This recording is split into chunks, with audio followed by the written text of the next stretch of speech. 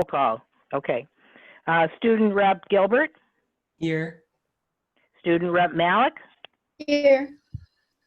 Mayor Keough. Here. Thank you, everyone. Item C on the agenda tonight is approval of the meeting minutes from our regular city council meeting of September 14th. Jim Smith, I see your hand is up. Please. I'll move to approve the minutes of September 14th, 2020. I'll second. Okay, thank you, Julie. You're welcome. So motion by Smith, second by Knight. Jim, do you have any comments? I have no changes tonight. Okay. Ms. Knight? I didn't say anything. Okay. Other council members? Nope. Okay. Seeing none. Ms. Jones, please call the vote to approve the meeting minutes. Okay. Cousins, Yes. Bell, Yes. Knight, Yes. Michelle, Yes. Smith, Yes. Fisher, Yes. Keough. Yes. Thank you. Motion carries. The minutes are approved. We have no prearranged participation. So we're down to item E on the agenda, which is approval of the agenda. Scott, I see you have your hand up. Yeah, I'll make the motion to approve the agenda as written. Motion I'll by second. Bell. Jim, I see your hands up. Oh, somebody said second. Donna? Yeah, I did, but that's okay. Jim can do Okay, it. that's fine. That's fine. I'll take it. Okay, so motion by Bell, second by Fisher to approve the agenda as I forgot how to presented. get my hand up, but now I got it. That's okay. Any discussion? Seeing none, Ms. Jones, please call the vote to approve the agenda for us. Yes. Bell, Yes. Cousins, Yes. Fisher, Yes, Smith, Yes. Michelle, Yes. Knight, Yes. Keough. Yes. Thank you. We have an agenda. We have no public hearings planned this evening under item F. So we're on page 2 of the agenda. We're down to non-arranged participation. This is the first of 2 spots on our agenda for those listening from home or watching from others online here to participate.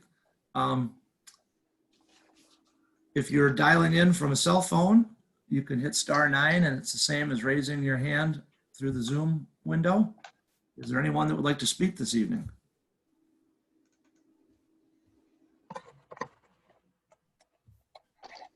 Justin, I'm not seeing any hands up. Do you see anything? Also not seeing any hands up. Okay. All right. So we've got no audience participation today. We're down to item G or item H. There's our upcoming meeting list in the packet. Any comments on the meeting list? Yeah, Oh, go ahead, Zach. Cap Darts meeting this Thursday via Zoom. We've been doing Zooms and we're doing it again this Thursday. That's all. Thank you. If anybody has updates on meetings, we're gonna try to go back to listing the regular meetings and just listing them. I think like he has in there, which is, possibly virtual at this point, still mostly virtual, but, just to kind of get back in the habit of listing the meetings since I think they are occurring now. For a while there, I think a lot of them weren't even occurring, but now that they are, we'll go back to, but it's helpful if you guys let us know. Okay. Thank you. Our first report this evening is from our Public Services Superintendent. Good evening, Dan. From his very own office. Yes. Good evening, everybody. I provided you with a 2-week report in your packet. I also have 3 updates. If you don't mind, I'd like to start with the updates first. Our concrete contractor that we've had running around town for the last month is just about completed. We went around, or actually thought he was last week. We went around and did a punch list for him. So I'm guessing he's going to be here for another week or 2.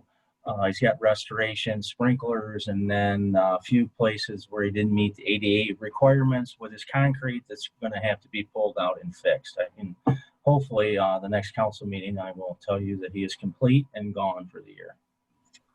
Any questions on that? Second update is this Wednesday, we're going to start winterizing all the city of Dexter's fire hydrants. That also means that we'll be flushing water out of them. You can use the city of Dexter email. We'll be doing updates on that as we go through where we're at throughout the process of getting them ready for winter. Any questions on that? The week of October 12th, we're going to do our annual sewer cleaning. We'll be in Westridge, Cedars. We'll be doing Dexter Chelsea Road. After we get done with that, we'll be moving into the old part of town, Alpine Street, Main, Cottonwood condos we'll be doing underneath the railroad tracks. When we get done with that, we're going to clean Westridge and Dexter Crossings lift stations.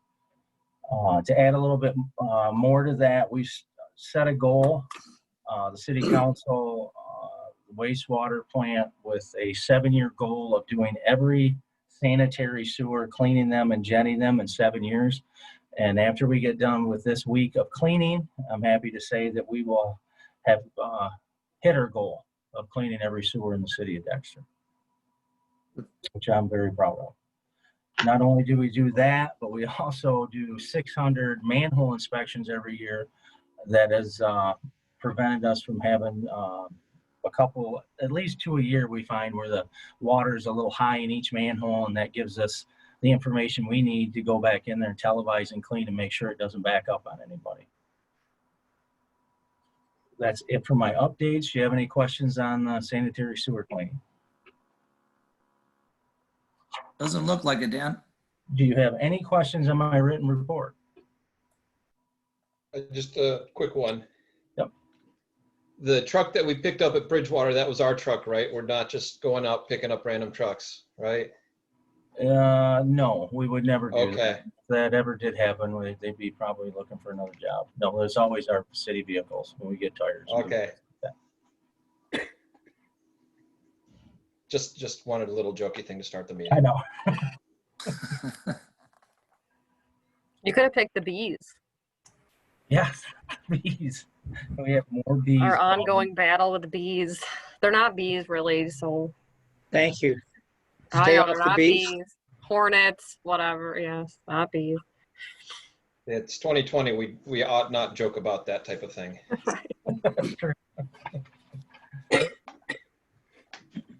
Okay, seeing no further questions for Dan, we'll move on to our Community Development Manager report. Thanks, Dan. Michelle? Good evening, Council. How is everyone Hi, tonight? Michelle. Good, thank you. Good. Good. Excellent. Like to hear that, especially on this rainy day. Glad you guys are all doing well. All right, you've got my report in front of you, and before I go into the couple of updates that I have, do you have any questions for me? Okie dokie. Michelle, I have one. Okay. I know that in your report, you didn't update the social district part of it from the last meeting, but we did talk about that at the DDA a little bit, and there was a slightly different map that you had prepared. Are you going to update council on that? Not today, I wasn't, but I will provide it to council. Part of the reason for not providing the updated map and updating it per the DDA is a lot of that discussion I've found out, and that's part of my update for you tonight, is no longer applicable. So remember, we talked about That's okay. I just wondered. Okay, if yeah, you've got it. no, there's an excuse me. Excuse me. The social district can be an all-encompassing district. We may not need to have a separate commons area for the pub.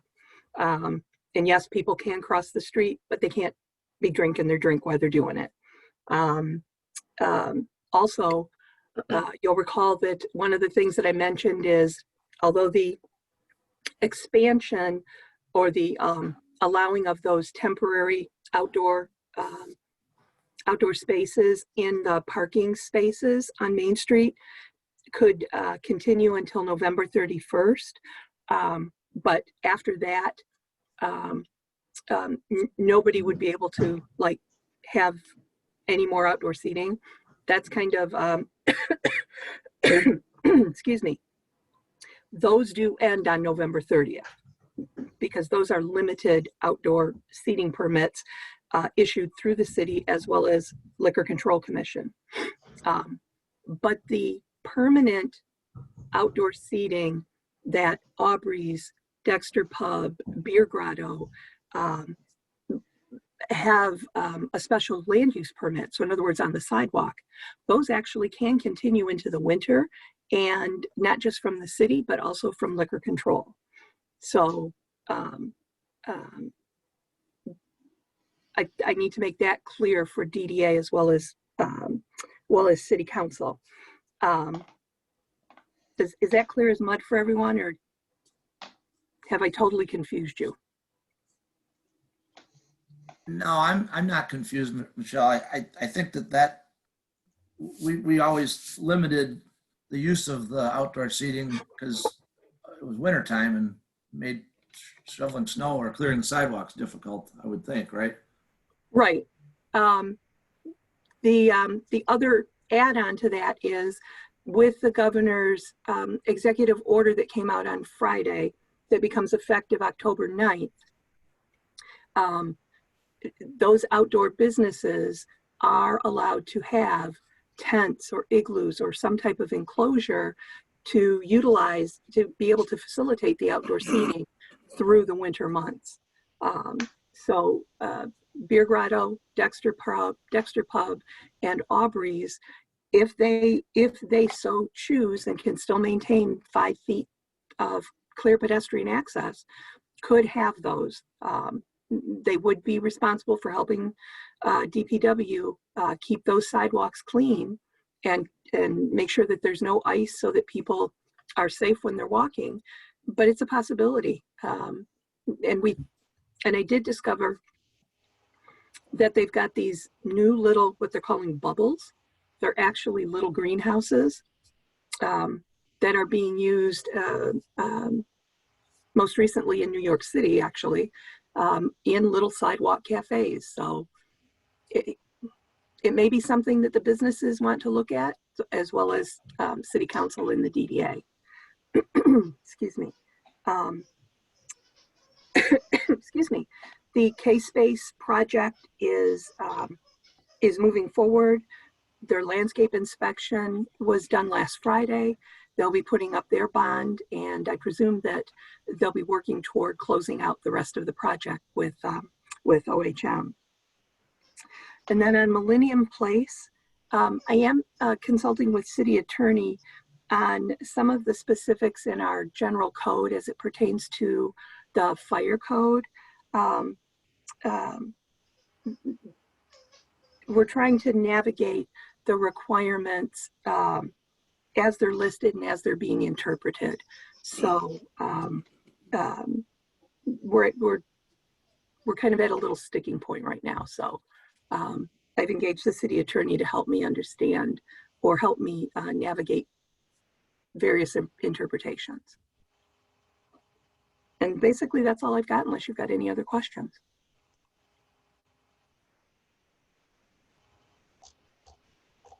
Does anybody have any questions for Michelle? Okay, we'll keep going then. Thank you all. Thank you, Michelle. Appreciate your good work. We have our county sheriff written report in the packet. Does anybody have any questions on that on page 17 through 20?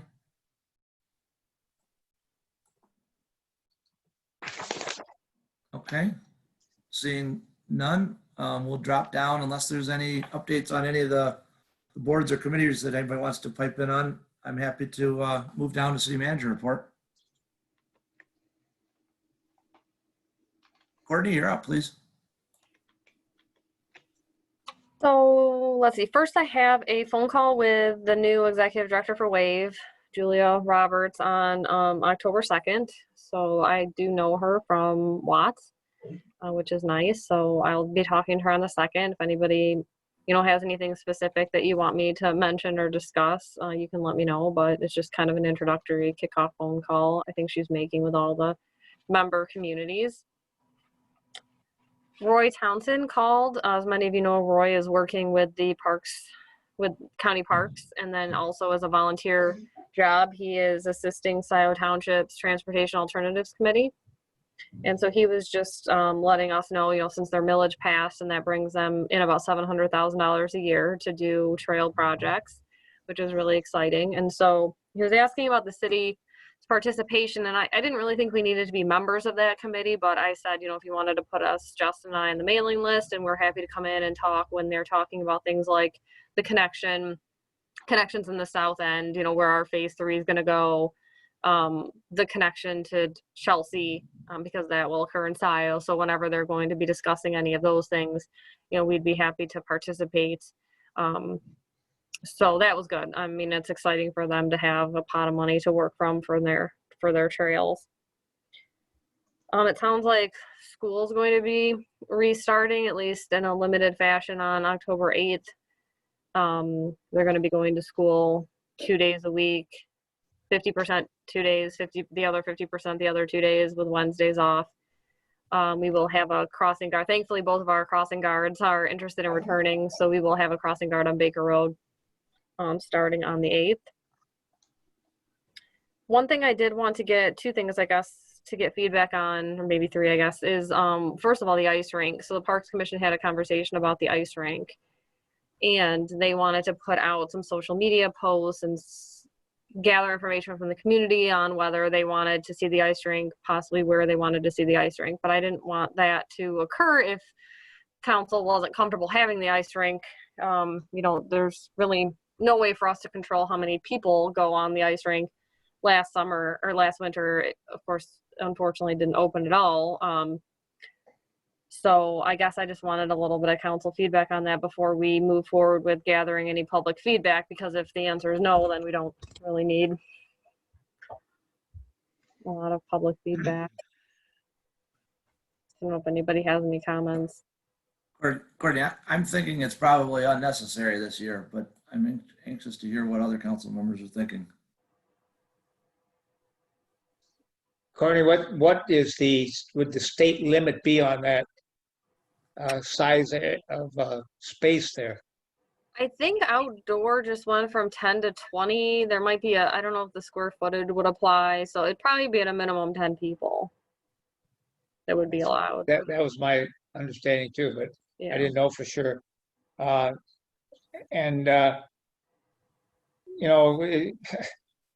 to get into debate, but with the warming of our planet, it seems less and less likely that the days that we had ice in Michigan are going to reoccur on any established timeline in the future, near future anyway. So I guess, what did the Parks Commission want to do? Did they want to reopen it?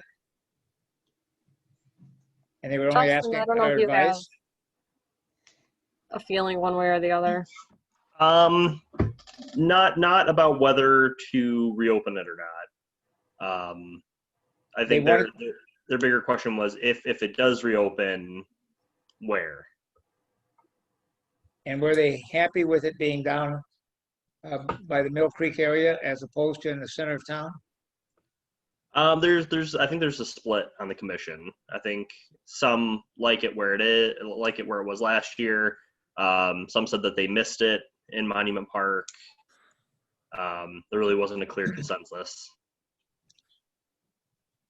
And as a reminder, we had moved it to Mill Creek Park because the grade in Monument Park makes it very hard to freeze, because you have one side that's very thick and one side that's very thin. And so here, we thought it would freeze better, but then we just didn't get the weather to cooperate. Correct. That and people throwing bikes on there, and well, we did have a vandalism problem last year as well, with rocks and sticks and bikes, and yes, that's true. But you said there was no activity at all in it last year? No, we were never able to open it. It was never frozen solid. God, I see your hands up. Oh, I Thanks. was just, Yeah, I was just, before Courtney I said it. thought you said Donna. Oh, I think you said Scott, sorry. Go ahead, Donna. Yeah, go ahead, Don. Go ahead. Sorry if I missed one. okay. The ice rink was down behind the fire hall while I was growing up. And Right. there was a little cabiny like thing where people could go in and sit down and change their skates and get warm if they needed to. Either place is okay with me. I can see it being successful in either one. Scott, it's your turn. Thanks. I think I land with Sean on this for a few reasons. First of all, I think it's an invitation to congregate in a space where, there's a potential for mutual exposure to the virus. Secondly, once it's out for the winter, right? So there have been other activities occurring in Monument Park anyway, that, the karate studio has been using that space. And so I'm just thinking that if we have a winter like we had last year, other groups might want to use that outdoor space. And if the rink is there, they can't. So yeah, I just think maybe we should take the year off from the ice rink. My 2 cents. Sounds good to me too. Well, I Zach, don't- did you say something? Did Zach Zach comment? said I it missed it. sounded good to him too. Okay, great. Thanks. I just didn't come across. Yeah, so Really? unless anybody, has a strong objection and wants to move forward with it, we can just, take a year off. We have the materials, they're not going anywhere. And then just kind of reevaluate it for, next winter. I don't know if we need a formal vote, but The Convention and Visitors Bureau, Destination Ann Arbor, had a discussion about that the other day. Actually, it was a workshop, and it talked about a lot of units of government that are trying to get people to go outdoors because it's the safest area instead of congregating inside. So there are places like, even in Canada, they stay open all winter long. Of course, they can get the ice there, no question about that. That's not the issue, but I think any rules that you have, they'd have to be enforced. And I would think it would be safe if those rules were enforced. And I prefer, the spot down by the creek. Got some history, as Donna mentioned, but also it's the easiest place to freeze the water when it's a nightmare to have what was about a 6-inch difference in elevation from one end to the other, and there was way more than you would think, yeah. Yeah, and it just was impossible to have it work out, and particularly when it would be, have the thawing and freezing and thawing and freezing. It just didn't work out. So, right. I think that we ought to at least say if it's possible to do it, think about it, give people another activity outside, and that's what the old prospect was, to give people activity outside. With having very limited certain activities inside, they're gonna have to do something. Well, we can make it an agenda item. I mean, it's not a huge rush. Usually we would be scheduling the installation for early December. When we moved it, we were able to do it a little bit earlier and obviously we won't have the holiday hustle. And that's not an issue if it's in Mill Creek Park. So we can just make it an agenda item for the next meeting if I would prefer that. Thank you. people want to think about it. Okay, I notice Alex has his hand up. Welcome, Yes. Alex. Thank you. I just wanted to say that with the proper precautions, I don't think it's any more dangerous than eating on the sidewalk to have it open.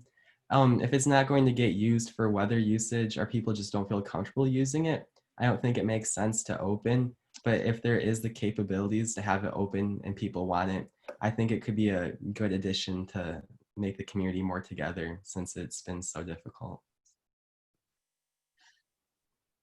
Okay, thank you.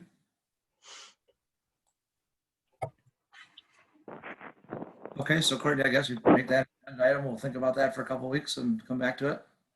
Okay. Oh, and then Councilmember Michelle had asked me to follow up with the road commission. They had brought up the idea of dedicating a portion of Dexter and Arbor Road that's in front of Bush's to the city after they had mill and overlaid it 2 years ago before the roundabout project. So I did follow up with the road commission, and it was just kind of one of those things that got put on the back burner in the last 7 months. So I think council's interest would only be, if council has an interest, I think it would only be in the Dexter and Arbor, not the Dexter Pinckney Bridge, Main Street. But if council is interested in taking that section over, then we would just need to pass a resolution, and the road commission passes a resolution, and then it would go up to the state, and our Act 51 map would change. So I don't know if anybody has any comment on that, or do you want me to move forward with getting that resolution from the road commission? I imagine they have those. I see Mr. Smith has his hand up. Jim? Yes, my question would be on the portion going, Main Street out Island Lake Road. Does that mean we inherit the bridge?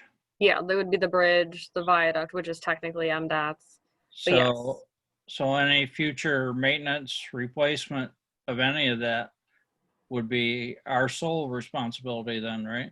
Right, the city would apply for critical bridge funding like the road commission did, but yeah, any non-critical maintenance, yes. So that's why I was thinking the city probably would not be interested in going that direction, but right. The Dexter and Arbor piece is pretty. Yeah, the Dexter and Arbor piece plain. I'm fine with. I'm not sure about the other. Yeah. Thank you. I'm not really thinking the road commission thinks we're gonna be jumping up and down the other, but they had to throw it in there. Thanks. Like they said, if it's surrounded by more than 50% or 50% by a city, then they start the conversation. Yeah, Jim, I tend to agree with you. I think the Dexter and Arbor Road piece that Zach mentioned, makes some sense for considering, but the bridge and its long-term maintenance and replacement costs, I think there's a lot more people than just 5,000 that could share in the cost of maintaining Right, that. it's a regional asset. Right. Donna, I see your hands up. Yeah. When we talked about this before, was there a dollar amount that came with the road or something that said what we would get to maintain the road? It's like 27. I mean, at the time I did these numbers, which was probably 2 years ago now, but it was about $2,700 a year that we would get an additional Act 51 funding. That might be a little bit higher now because they've added some money to the pot, but it's like $3,000 a year. How far does that take us, Dan? Well, really, with snow and everything else, we're going down there to get to Wellington to plow Dexter crossings anyway. The only thing I'm going to look into is when we did the SAW grant, did we TV the storm sewer there? I can't remember right off the top of my head. We can look at that and see what the condition of that is.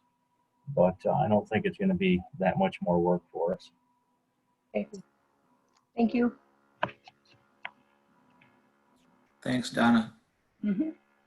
Courtney, the floor is still yours. I did include the PowerPoint from the watershed management plan update, and that was just because I thought there was some interesting stuff in there that some of you guys might be interested in reading. But that seems like a good group, and I'll supply the requested information to them, here in the next month or so. And then the only other thing was just the speed issue on Central Street, and I have a resident that's been kind of, I've been going back and forth with, and I told him I would let, council know of his concern. I think he'd like to see the stop for pedestrian and crosswalk signs, pretty much everywhere up and down Central. And we'll be pulling them in for the winter coming up here in a bit anyway. We don't plow around those in the winter, but something to think about for the spring is, how many of these do we want to have? It's been an issue with the fire department as far as avoiding them and, the ease of them commuting to the Webster Township, relate to Webster Township, I guess, on Central. So I just wanted to make you aware. He was asking about, the width of Central and adding protected bike lanes. And, I'm not sure that we're going to be doing any major infrastructure changes to Central since it's pretty much brand new, but, we could talk about, maybe adding some more of those signs. I don't know. I just wanted to make you aware of his concern.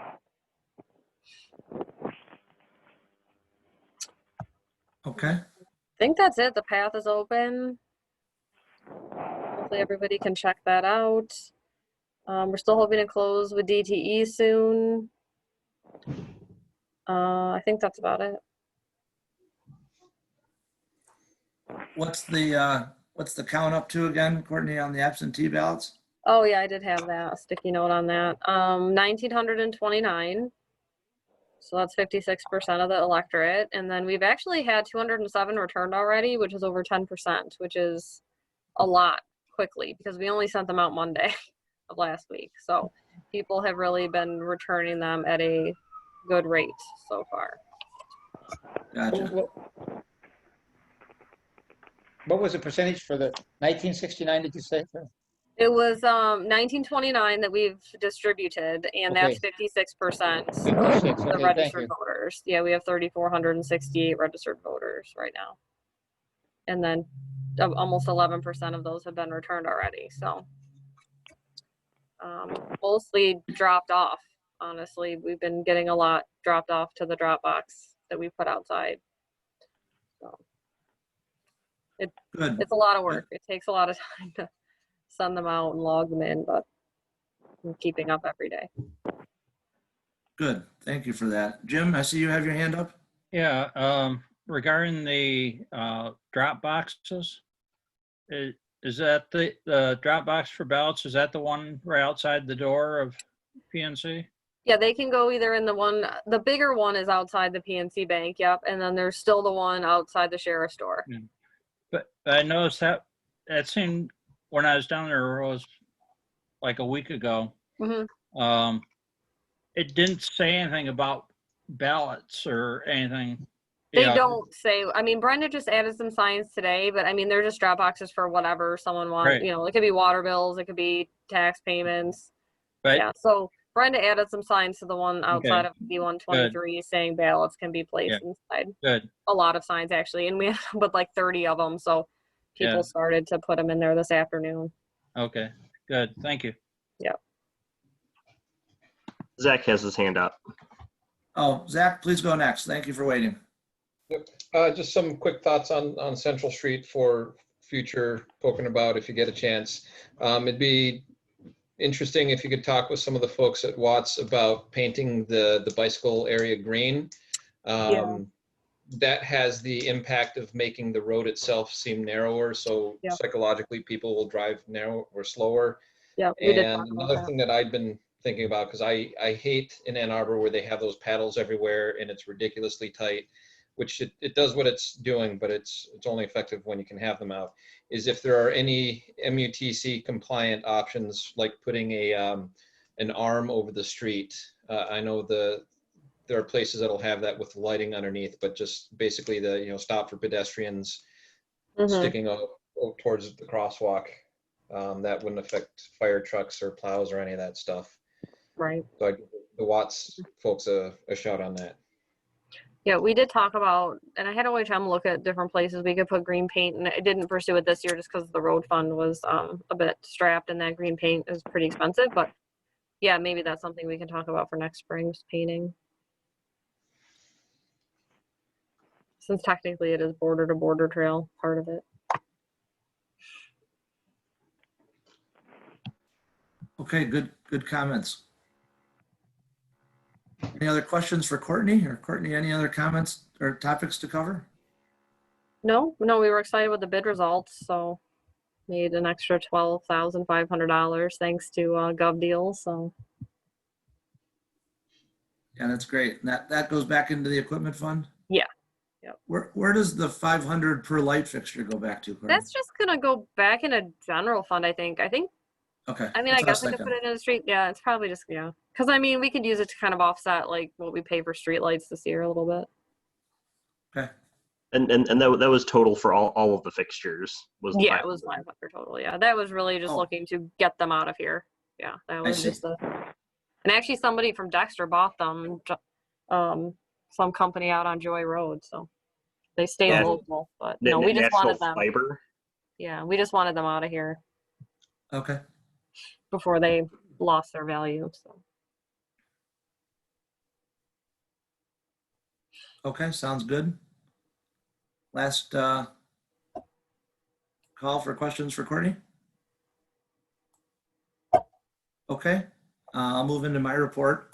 I've got a few things that I'd like to cover, so ask for your patience here as I go through it a little bit. The first is, first couple of topics relate to DAFD. It's been a busy month plus with the collective bargaining meetings. We've had 3 meetings now between ourselves and then with the firefighters in total to try and work through our union contract.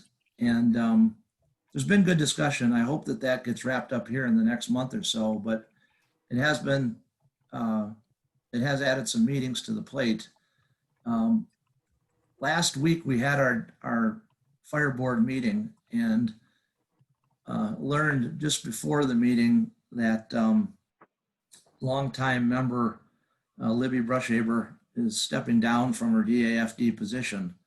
And Libby, you'll recall, was our treasurer of the Dexter Area Fire Board. And so the Dexter Township trustees replaced her on the board with Mark Mesko, who is a newer trustee from Dexter Township. Mark Mesko is a former sheriff officer in terms of background. And so he's a new addition to the board. We did welcome him to the board. And since Libby was the treasurer, that sparked a discussion of, who should be treasurer. And Jim Smith can help me here if I'm telling this wrong, but I don't think there are any other members that wanted to do it. And anyway, I got nominated to be the treasurer, which meant I gave up my secretary role and Harley took over secretary. So I'm learning some new responsibilities as treasurer, and I don't even know them all yet. But I'm now the treasurer there of DAFD. So wanted everybody to know that. We did start in the month of September with a discussion on budgeting for next year and some of the goals. We basically discussed goals that would help shape the budget, similar to how we do it here in the city, where we discuss different things leading into the budget, the actual budget preparation. And a couple of the ones that came up that I wanted to bring up for you that are important. And I pushed back on one, but it got me thinking, and it ties into the next area of my report. But the 2 areas are, one, adding a 4th firefighter to each shift. The Webster Township station has been reported to be on schedule for an April or May completion date.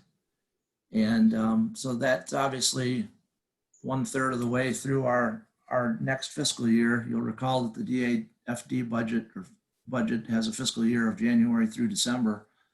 So we're going to be budgeting for that 4th firefighter. And that's a cost increase, to our overall budget and to the member communities.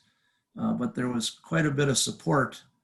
Jim, again, correct me if I'm saying anything wrong there. There was quite a bit of support by the 7 members of the board that there was great value in doing that. And with the Webster Township station coming online, it certainly has room to house a person, full-time and overnight. So as we talked about that 4th firefighter, there was another item listed in the DAFD budget goal discussion that I objected to and pushed back on. And that was that the fire chief listed that the need for a potential double wide trailer to be set up outside the fire station.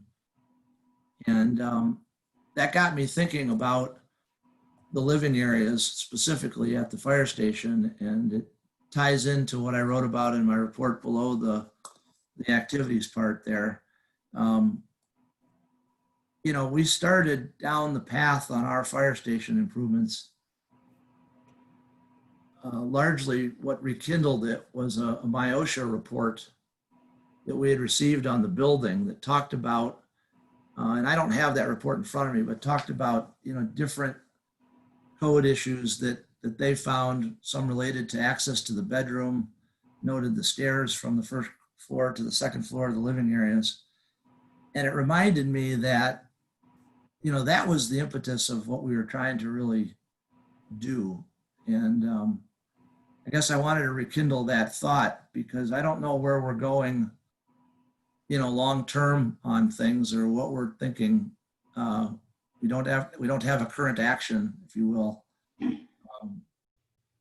I know there's been a long-term goal, you know, to move the fire station, but if it's important that we keep our firefighters at the current station, you know, they're going to have options. The chief's going to have options on where those firefighters can be stationed and housed. And we may need to do something to bring some of those areas into code sooner if we aren't able to either afford a full new station or the voters don't, you know, vote to support that. So I just wanted to dust that off a little bit. And the topic at the DAFD meeting got me thinking about that a little bit. And, you know, I've always been supportive of fixing that issue. I do want, you know, 2 firefighters to stay within the city if possible. But, you know, the run data is going to show that most of the time the townships have more runs. And with sleeping quarters in 3 places, there's a very good argument that DAFD should support having more people outside the city than within. And so I just wanted to throw that out there. I don't have a full solution. I'm certainly not trying to, you know, change the path if there's still a path towards Dexter Ann Arbor Road. I don't know where that's necessarily going at this time because we're sort of on hold. But I wanted to just tie in, and I was going to ask Courtney or Dan, whoever it is, to find that MIOSHA report from a few years ago and just share it with all of us if you would. I couldn't put my hands on it. I did go looking for it. So I know that's a mouthful of stuff related to DFD and our fire station, but I wanted to explain how that thought process came up. And for those of you that weren't looking at the DAFD packet, I don't know how often you get the chance to even see it. Maybe I should be better, or Jim and I need to be better at, once we get it, forwarding it on to you if you're not finding it on your own. But that was in there and it got me thinking. So, because I certainly don't want to see a double-wide trailer sitting outside next to either the ice rink or up top. I think that's a terrible, you know, way forward. I'd like to jump down to our new Mill Creek Park path. As Courtney mentioned, she and I walked it the middle of last week together, and it really is a nice asset. Julie commented on it 2 weeks ago, and she's absolutely right. It's just a very, very nice new addition to what's out there. I wanted to propose or ask council to consider maybe using some of our replacement tree fund to consider the planting of trees. I'm not sure what the spacing might be, but there's certainly plenty of room to put them 8, 10, 12 feet off the path in most areas. I suppose we might have to get permission from the schools if we did anything on their property officially, because our easement is only so large, but there's a lot of nice areas there. And I think that this would be the perfect opportunity for us to, to add some high value trees on either side of the pass along there, it would go a long way towards the Trout Unlimited goal of helping add shade along Mill Creek. And I think it would be a nice aesthetic addition also, especially as we're reminded of the fall season and the colors turning or something along there. I think that could be a nice long-term asset. So if you would think about that, I would appreciate it. I don't know if there's a punch list being developed on that, Dan or Courtney. I did notice that along the boardwalk closest to the Grand Street trailhead, it doesn't look like they sawed the boards evenly on one side of the boardwalk. If you know, it's uneven on one portion of it. So if somebody could add that to the punch list, I'd appreciate it. Where was that at again, Sean? As you approach from Mill Creek Park, Yep. or Grand Street, Yep. as you walk onto the new boardwalk, it's on the, I'm going to call it the east side or the left side towards Okay. the cemetery. I think they just need to run a saw along there, Dan, and it'd be just fine. But it looks like they just missed a small area. I think we have a meeting tomorrow at 1 o'clock. Okay. Okay. I'm not nitpicking. I just thought I'd throw that out there. Nope, I'll take a look at them. Okay. Courtney, you mentioned, I think, signs, or maybe in your report, signs. As I was walking it this weekend, there were some people that got to the,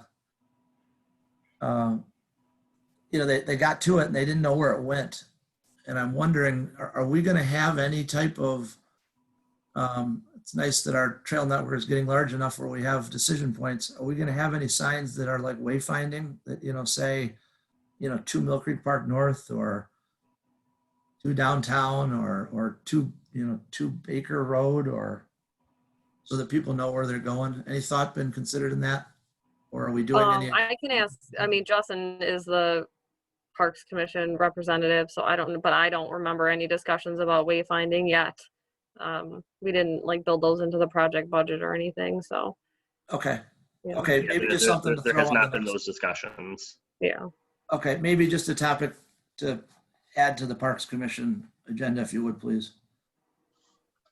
Sure. I know we were hoping to update the kiosk signs because there's been so much border trail built, and we were kind of waiting for the county because they were going through sort of a sign overhaul, so we can follow up with them and see where they're at, and then because it'd be nice if everything matched. Sure, makes sense to me. Just throwing some ideas out there. Trail it actually is it like a half-mile long? The new section, Yes, I think it's a little over 4,000 linear feet, so just under a mile. just under a mile. Thank you. Somebody asked me that the other day, and I said, I will find out. So, thank you. Sure. And then my last topic, and I didn't have it in the report because it hadn't occurred yet, but I've been trying to help Michelle get a hold of Norfolk Homes over the last few weeks and such.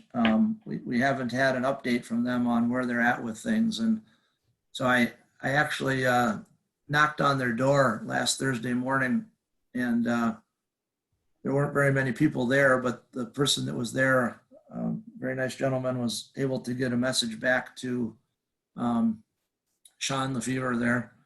I had been contacted by a representative of the property owners on Forest that had indicated to me that they're interested in talking more seriously about potentially selling those properties, which would, as council is aware, would potentially be a part of the 3045 Broad project, or at least that building 3.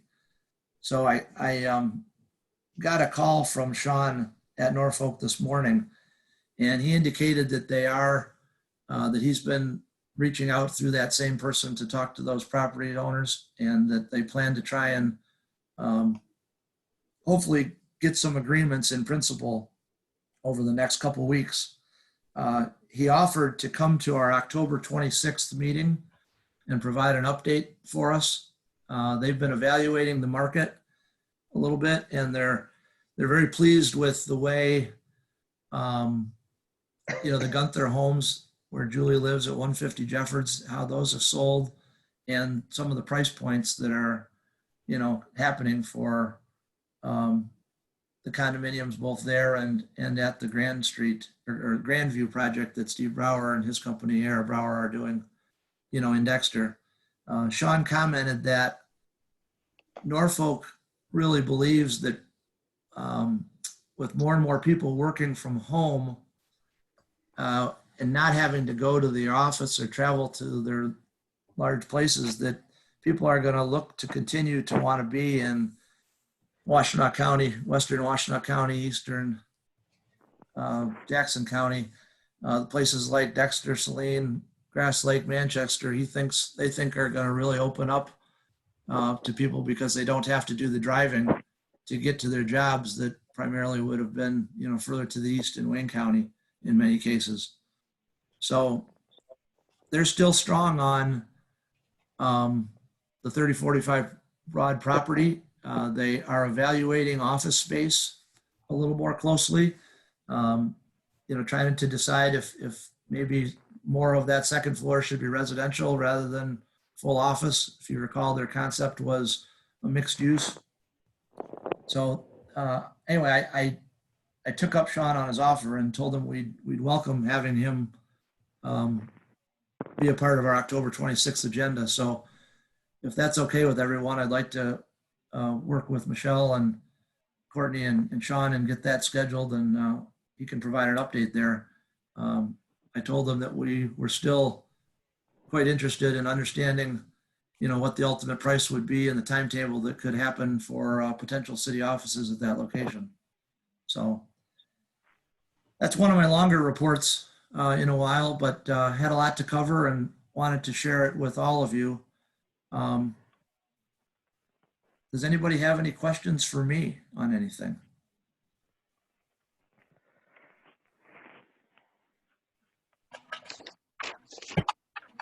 Okay, I must have done an okay job then, I guess, of getting all that out there. If no one has any questions, I'll keep the meeting moving. Thanks, Sean, for the help. Oh, Michelle, you're welcome. I know you're out of town or out of the office for the last couple of days, so I know I haven't had a chance to catch up to you on all of that. If you want to talk a little more about it, feel free to give me a call tomorrow or Wednesday or whatever. Thank you. We have 2 council member reports this evening. Mr. Cousins, you're up first, sir. I just remind us again that our council norms and conduct norms are there, and I wonder sometimes, Sean, if your comments do not, in fact, undermine decisions we've already made. I don't know how many times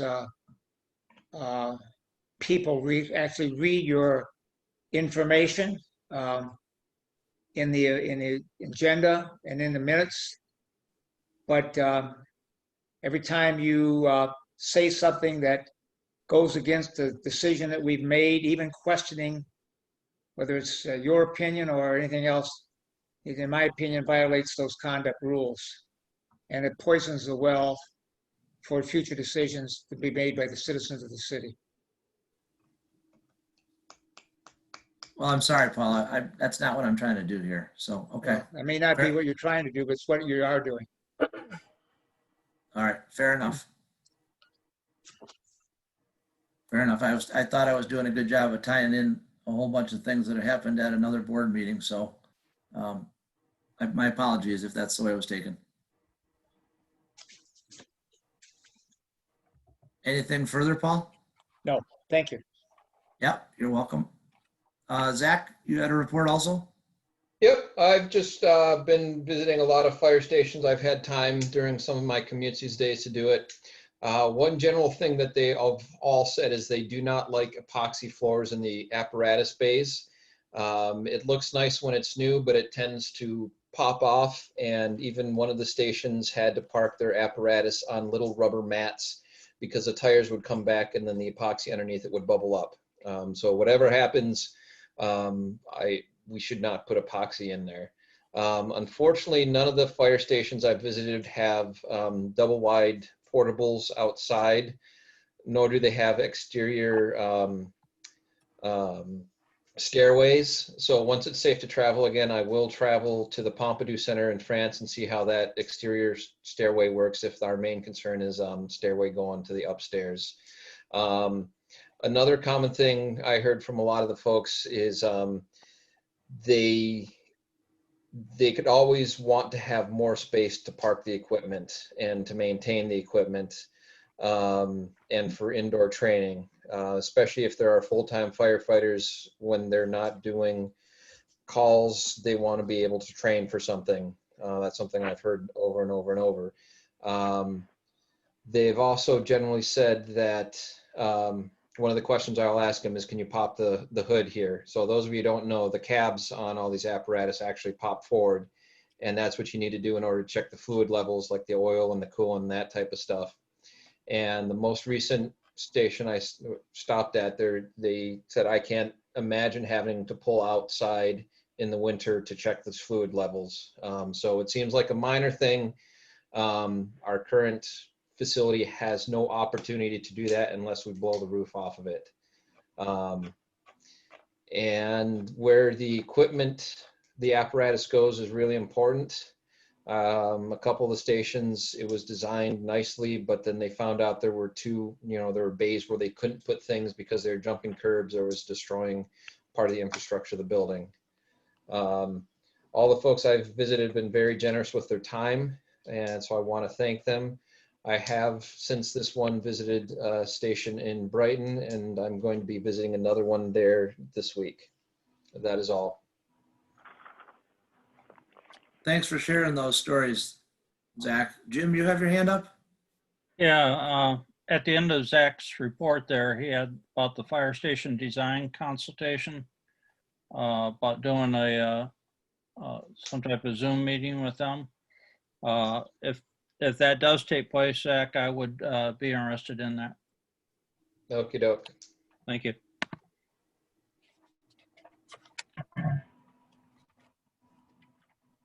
Okay, other questions for council member reports? Okay, we'll move down to the consent agenda at the top of page 3 of the agenda. There are 4 items on the consent agenda. I move we approve the 4 items listed on the consent agenda. Okay, motion by Fisher. Jim, I see you have your hand up. I'll support that. Second by Jim Smith. Ms. Jones, are you still with us? Yes, I am.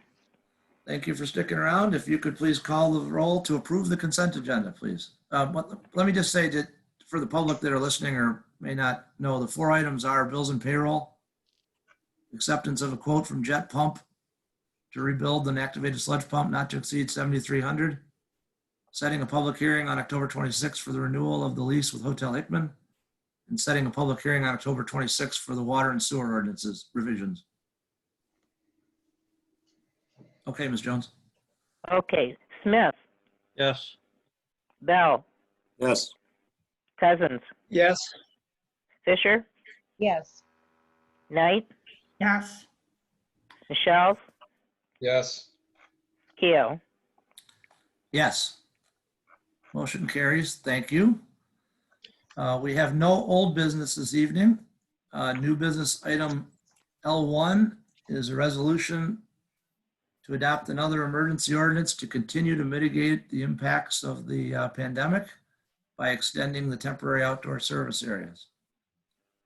I'll move that resolution. This is Zach. Moved by Zach. Thank you, sir. Second by Knight. Okay, second by Knight. Okay. Thank you. Julie, appreciate that. Jim, I see you have your hand up. Yeah, I'd like to propose a slight amendment to the name of the ordinance.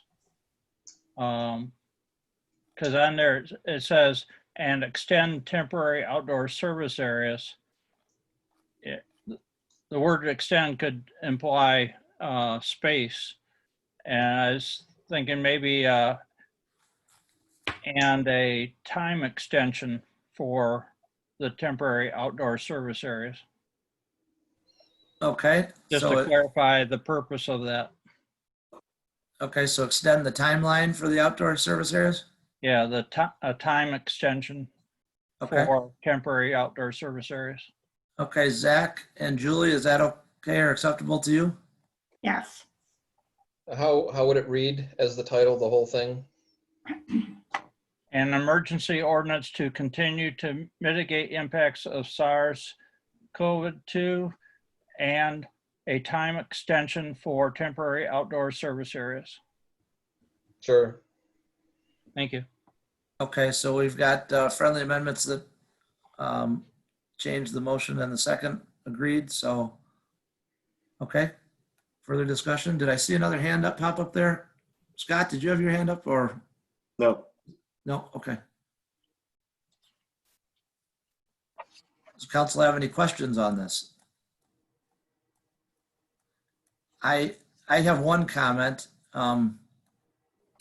Given that we don't do emergency ordinances all that often, I would like to see the language stay as city manager or designee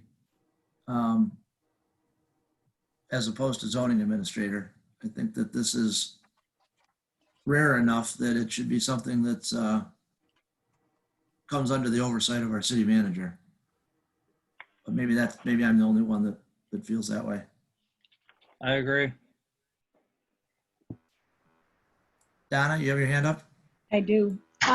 It seems like perhaps city manager is going, if we're into a situation like this crisis, then she's going to be the one that's going to make a master plan for what's going to happen with us. So it seems like it would be more efficient to have her be the one.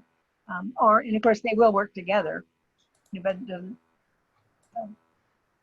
I'm inclined to say that city manager is a good place to put it. Okay.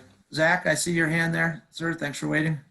Yep. So for folks wondering where the November 30th comes from, that's the magic thing that the state has allowed these temporary spaces to continue through.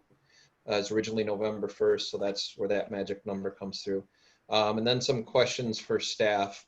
My understanding is that we're looking at doing a permanent ordinance, not emergency ordinance, to carry over the winter with the outdoor seating service, well, not the service area, but the social district. Is that correct? Well, for where I'm going now, Zach, is instead of a permanent ordinance, would be a resolution for the social district. Excuse me. In checking with some other communities, they haven't done, at least not that I've found yet, permanent ordinances. They've done them as resolutions since the law only goes until December 31st of 2024. All right. And then second and final question for staff. Who has been the person administering these? It said city manager designee. Who's been doing that? And Michelle, with the help of Mike, have been administering them. So this change from city manager to zoning administrator in this iteration of emergency ordinance, we're codifying the current practice. Would that be fair to say? Correct. That is the current practice, yeah. I mean, it's fine if it goes back to me. The current practice is still not going, Michelle will still be administering them as the zoning administrator, whether it's at my direction or the direction of the resolution. All right, I'm comfortable with the change to zoning administrator. If that's the way we've been doing this, and this is going to sunset at the end of November. That's it. Thank you. Yep, you're welcome. Thank You're you. welcome. Donna, you still have your hand up? Is that? Oh, sorry. Lower hand. Okay, no, that's no Thank problem. you. Jim Smith? Yes, I would propose an amendment to the motion to change section 6E to specify city manager or designee. Okay, motion by Jim to amend the motion and 6E. Okay, is there support for that? I'll support that. Okay, support by Fisher. There are multiple areas, I think, where that occurs. So instead of citing a specific section, I don't think you need to cite the specific section, just Okay, the document. Yeah. Okay, fair enough. Is that okay with you, Donna? Yes. Okay. Any discussion needed on the amendment? All right, then let's vote on, Carol, if you could call the vote to see if people want to, leave the language as city manager. Okay, so what we are proposing is to change it from zoning director back to city manager or designee, is that? Right, Okay, wherever it appears, okay. correct. Fisher, Yes. Smith, Yes. Cousins, Yes. Knight, Yes. Michelle, No. Bell, Yes. Keo. Yes. Okay, so the motion now is to approve the resolution that's there, or to approve the emergency ordinance to continue to mitigate the impacts of the SARS-CoV-2 and extend the timeline for outdoor service areas, I believe is how Jim phrased it. But instead of it saying zoning administrator, it'll say city manager.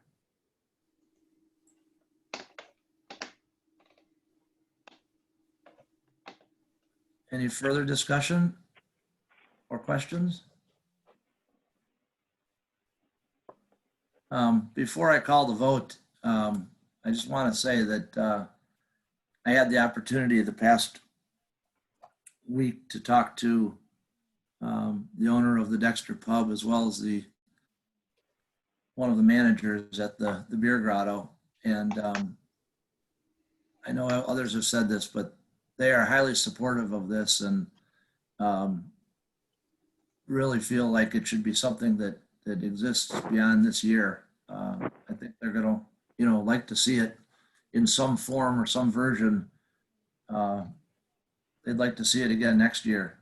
It's been very successful, and they're very happy with it. So they're thankful that we put it in place or helped them put it in place. But it's working to their benefits. So maybe we needed to be thinking about that if that's something we're maybe going in a different direction for next year on. Anyway, Carol, please call the vote to approve the motion. Okay, Bell, Yes. Michelle, Yes. Knight, Yes. Cousins, Yes. Smith, Yes. Fisher, Yes. Keo. Yes. Thank you. Motion carries. who made that motion for the resolution, please? Zach made the motion, was seconded by Julie. Julie Julie. Knight. I thought that was on the, okay, Nope, then the amendment to the motion was made by Smith and seconded by Fisher. okay. Okay, so new business item L2 is consideration of city office and meeting space in Dexter Crossing.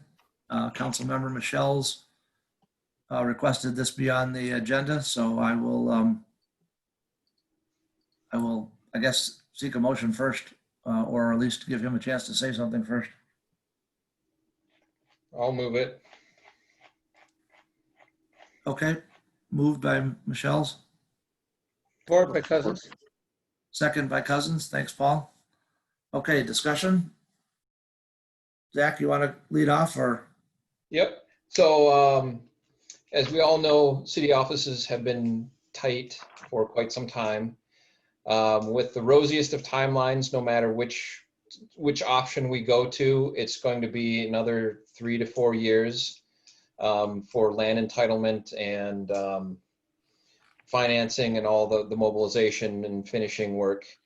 That's quite a long time, especially when you realize that at December 31st of this year, we completely lose the ability to use the senior center for elections or meeting spaces. We will be meeting soon eventually, I believe. And so I started poking around. This one unit in Dexter Crossing is about 1,500 square feet larger than the current space, so it would allow some elbow room. It would allow for meeting space for all of our bodies and committees and commissions to use when we're able to get together again. Although I think many of them could now with the limits on gathering. It's only $9 per square foot, which is significantly lower than downtown spaces.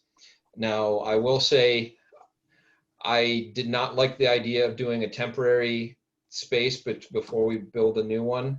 But that was before we didn't have a place to meet. And that was before there was a need for keeping employees a bit more separated from each other and all that good stuff. That's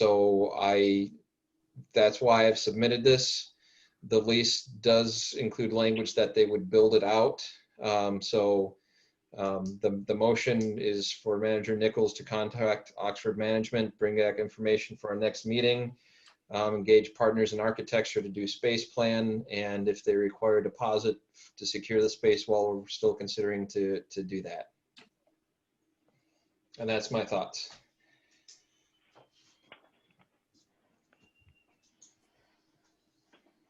So Zach, I'm okay exploring the option. I have some reservation about putting a deposit down at this point. If we don't do it, we get it back, right? Or do you be more comfortable if it's a refundable deposit? That would make me more comfortable, depending on what it is, Okay. yeah. That I part would will make me more amend comfortable. that to make it clear that it would be a refundable deposit if any were to be placed. I see 3 hands up. So Jim Smith, then we'll do Scott, then Donna. Yeah, my preference would be to have the city manager get the information for us for the next meeting, but not to engage partners in architecture yet or to do a deposit yet. Okay. Thanks, Jim. Scott? I was going to say that I support getting more information. I don't know that I suppose if it's a refundable deposit, I'm comfortable with that. As far as engaging partners in architecture, I don't know what the cost would be for that. Zach, do you have any idea what they would charge us for a space plan? Well, the good news is they've already got oodles of information about how much space we need for office because they know our staff and they can probably close their eyes in the middle of the night and draw something up. My thoughts is that it would be less than 5,000 because that's kind of what the manager is able to spend. I'm comfortable waiting on engaging partners in architecture till next meeting if folks would prefer that. I'm just looking at the clock ticking here. We're at the verge of October and Sure. December Point 31st taken. is awful quick. Yep. So what about asking, in addition to exploring with Oxford management, getting a proposal from partners for a space plan for the space? I mean, just so we have it in front of us. Getting a proposal for how much it would cost and how long and that type of stuff. Yeah, exactly. Yep, I was actually going to throw that out there too. So I would amend it for that to that language if Mr. Cousins is amenable to the amendment. Yeah, I'll support that. Okay, so what I've heard so far is that, just to clarify where we are in the motion, it's a motion to ask the city manager to contact Oxford about the space, to bring back the information for council at our next meeting, to approach partners in architecture for a proposal for the space, and that if bringing the information back requires a deposit. That's if it requires a deposit, as long as it's refundable. We'd be authorizing permission to put the refundable deposit down. And I assume there would be some type of written thing that you would be bringing back that we would be probably having to authorize to do that, but I don't know how those things work. Donna, you're up next, please. Yes. Zach, did you work with Courtney on this in terms of what you were looking for, or who's going to build out, or how we're going to build out when you were trying to negotiate that piece of it? I contacted Manager Nichols about this site as I was just poking around and asked her if she would want to submit this as something from the city manager or city staff side, or if she wanted me to put something together. And she said she was more comfortable with me doing it. There's a lot of craziness in the office and it's very fuzzy right now. So that's why I put it together. I didn't poke too deep. I haven't contacted Oxford management. I figured that'd be something better for us to do if we decided to do it officially. And the information for the square footage, I just pulled that off from the website. I think where I went wrong is the in your writing it said, and they might build it out. And Oh yeah, that's from Yeah. the listing. That's just yeah, standard. but that's where I went wrong. Sorry. Yeah, that's Thank standard you. from Oxford. What did you say? I didn't hear Courtney. Yeah, I think that's just standard terms from Oxford. Okay. Well, what are we comparing this option to ultimately? I mean, in terms of space, I mean, I don't know. I don't have a crystal ball that will tell us how long the virtual meetings are going to be allowed either. So I understand the need for the discussion. But what are the other options for actual physical space for meetings? For meetings, we did talk to Encore, because the thought being that the theater doesn't normally have events on Mondays, just generally in the theater world. After December 31st, the senior center is not able to rent the space at night anymore. That is true, but that doesn't mean that Encore couldn't rent a space. And I'm sure they would be looking for a revenue stream.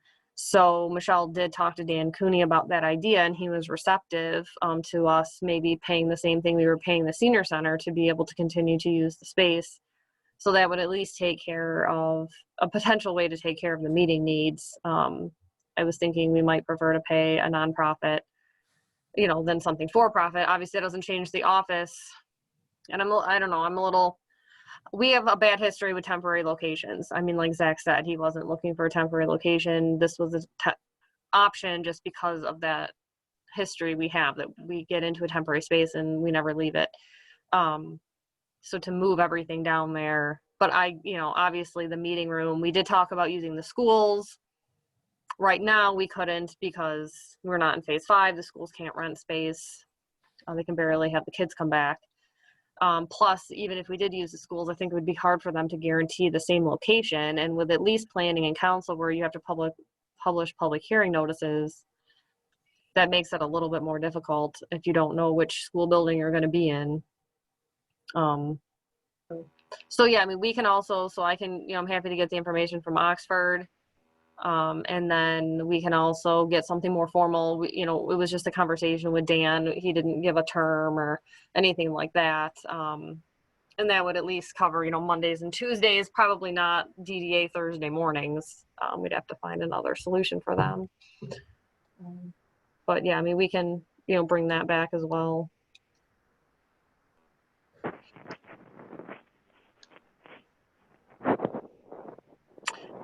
The other issue. When do you? Yeah, I'd like more information on that option too, Courtney. That's a good one then. The other question, and this is just general. So we normally pay the senior center a fair amount of rent. It's about a little over $6,000 a year. I think $6,500, somewhere in there. So I'm sorry. 6,700. So I would normally pay that in two. I usually pay it twice a year, once in July, once in January. I have not paid that for July.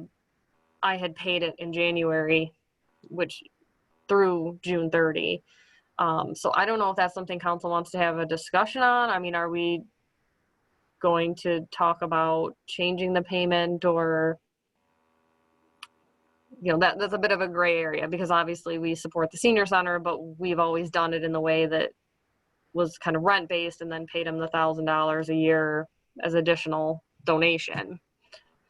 So I don't know how council wants to have that discussion, or what the senior center's expenses are right now, because they're not open for programming. And I don't know if they're gonna have to pay rent, you know, I don't know their ins and outs. Donna, your hand is up. Yeah, okay. What they're doing now that is, they're still doing the Meals on Wheels program. Right. But to have them do much to change the building, they may not be able to keep that program going because they can't share the door with the public and various things. So I don't know. I'm not sure that I'll be curious to see if it can be worked out at both spaces. Both another party and the senior center can operate that way. But it would have been it would have been Encore in the senior center though after December 31st anyway. Right, and right. they would have to work something out with Dan to either Right. open the second set of doors. I mean, it's all nitpicky stuff that probably isn't of interest to everybody, but there are some real complicated pieces that go with that thing. Mm-hmm. Well, and some of that could change it if the state would ever get into phase 5 too. Yes. Michelle, I see your hands up, I think. One other option is and we haven't spoken with Dan about it, would be the existing Encore building. Being that they're in the process of moving everything over, they're not really utilizing the building on Broad Street anymore. So that would be also another option for meetings and or whatever else the city might need. If we couldn't use the senior center, you decided you didn't want to.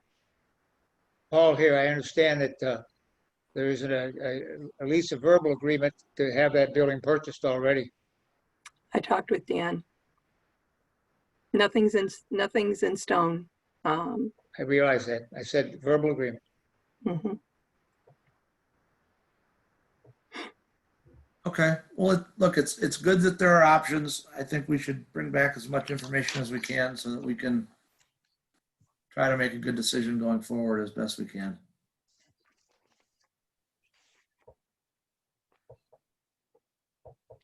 So, excuse me, once again, the only change we have in Zach's motion is the word refundable then? And bring back well- a proposal from partners. Correct. Correct, okay, thank you. Mm-hmm.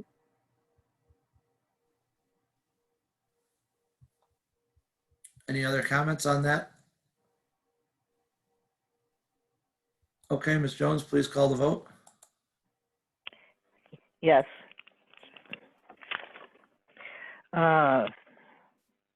Bell, Yes. Michelle, Yes. Knight,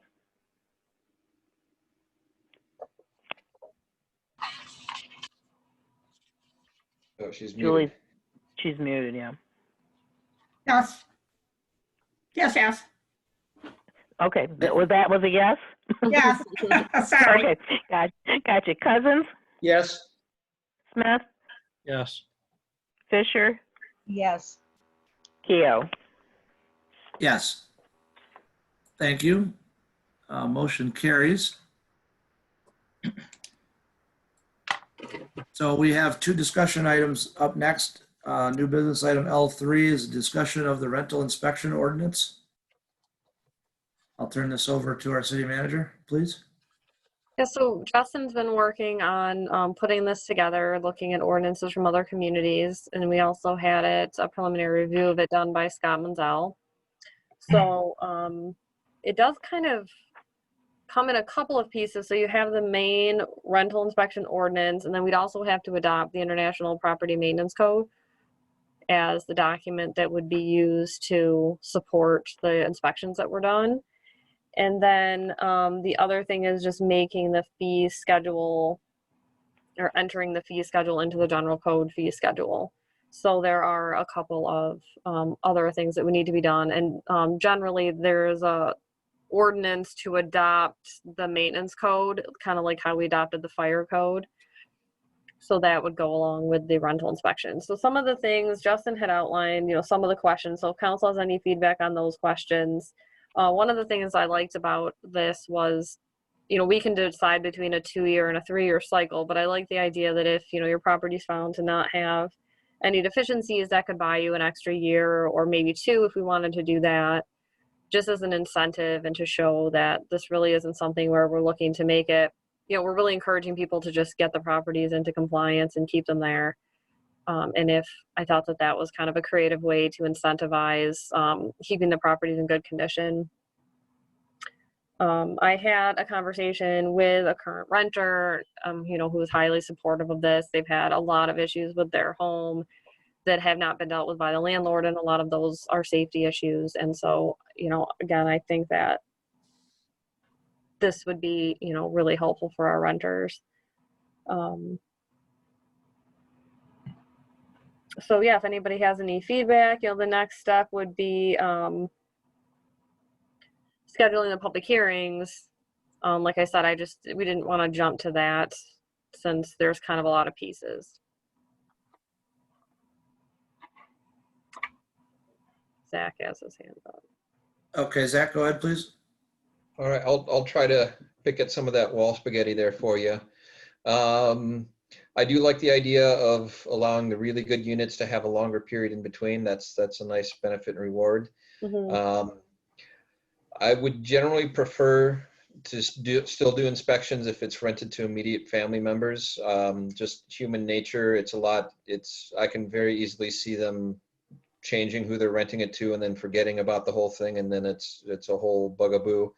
A couple of thoughts for language to poke up the attorney is if it's possible for us to include language in the ordinance that the inspection cycle of every 3 years or otherwise if resolution adopted by city council. So that way the ordinance would have kind of a baseline, but if we find we're having problems for a couple years, we can adopt a resolution without having to go through the whole process of an ordinance revision. Likewise, if we're having real good success, then we can extend it for everybody. For the violation bit, just a little bit there, I think it uses the term as a nuisance. And I think it has a little stronger teeth if we call it a nuisance per se. That essentially means that even if it's not causing harm to anybody, it's bad. So if it's a vacant property or whatever. Also that make it clear we can get attorney fees in addition to whatever fines that for some weird reason in Michigan, you have to explicitly say that. I think that fine schedule is a bit low. But that wouldn't keep me up at night because we do have other vehicles within there or quivers, arrow quivers. And just a little tiny bit there because it's a brand new thing. Some language to allow for 90 days to register from when it becomes a rental or the adoption of the ordinance type stuff. But otherwise, solid work. And I'm all set. Scott? Okay, thanks, Zach. Scott, I see you have your hand up. Yeah, thank you. I also support it. To address some of the questions that Justin posed, I think a 2-year inspection cycle as a baseline is appropriate. I wouldn't want it to be longer than that, just because things can change a lot in even 2 years. Mm-hmm. But incentivizing, as you suggested, is a decent idea. That's good. And I'm with Zach on the family member thing. I don't think there should be an exemption for family renting to family. And I had a question on the fines. It says $50 for the first violation, etc. Is a violation considered one item found during an inspection, or is it one inspection that has one or more items noted? So I think we just need to think about what that means. Yeah, Dustin, I know you talked to Scott about the fines. Yeah, that conversation was more, if there's an issue that doesn't get resolved over a period of time that constitutes one instance, so that would be the first fine, and then if it continues to not get resolved, then it goes to the second fine and then the I third see. fine. Okay, so so the fee escalates with a repeat for the same violation, failure to conform or whatever. Correct. But I suggest you think about a situation where you have a rental property where you note multiple violations during your inspection, Right. and how will that be addressed? That's a 'Cause good point. I didn't see that in here. Maybe I missed it. Yeah, So just so it can please- be clarified what the difference is between finding one thing and finding 20. Is that one big violation or is that 20 violations, right? Right, exactly. Yep. Yeah, and then I'd be interested in knowing, just more about the mechanics of the inspection. Is there a standard inspection form that Yeah. that you go and you take and you? We what kind of did find things? we did find a really good form Yeah. that was from the city of Morenci. That was just a one pager with a series of checkboxes, and it was a very standard, broken windows, smoke detector, and it laid it out in very plain language. And it had references on each one to the property maintenance code. So you could Excellent. see exactly what it Okay. went back to. So I think that something like that, so that, because that's what you'd want to send out with that first notice that you have to register is, here's very specifically what we're looking for, because it's not, we're not looking for surprises.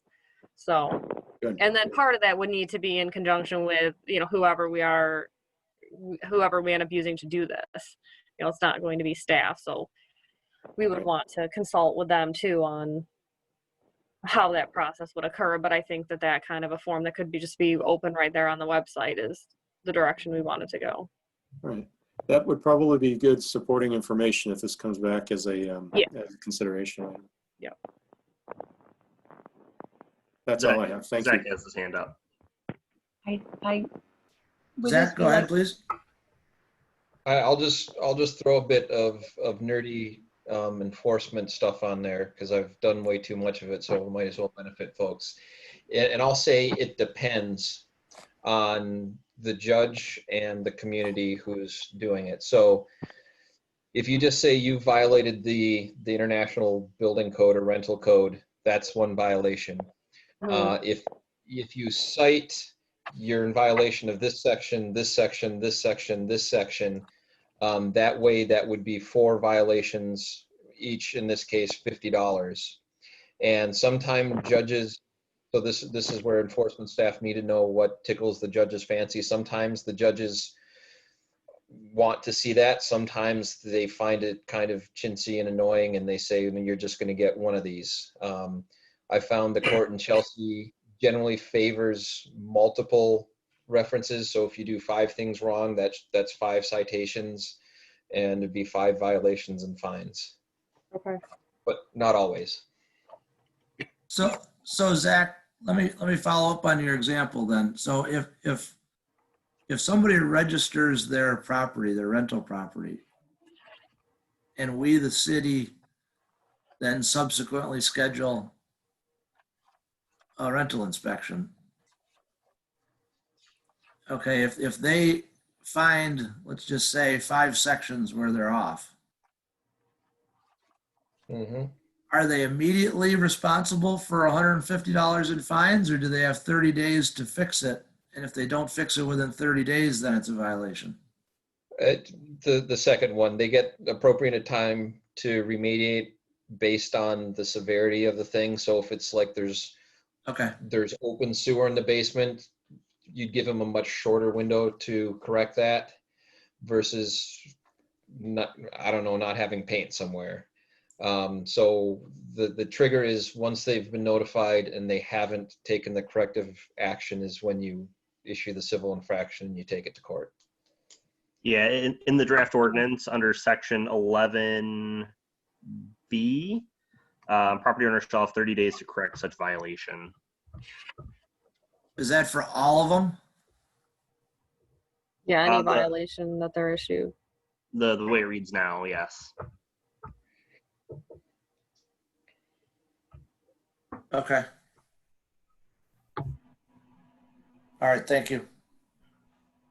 So for each subsequent 30 days, that's what triggers the 50, 100, 250? Yep. I think it could potentially be each day after. It would be 50 for the first day, 100 for the second day, and 150 for each day thereafter.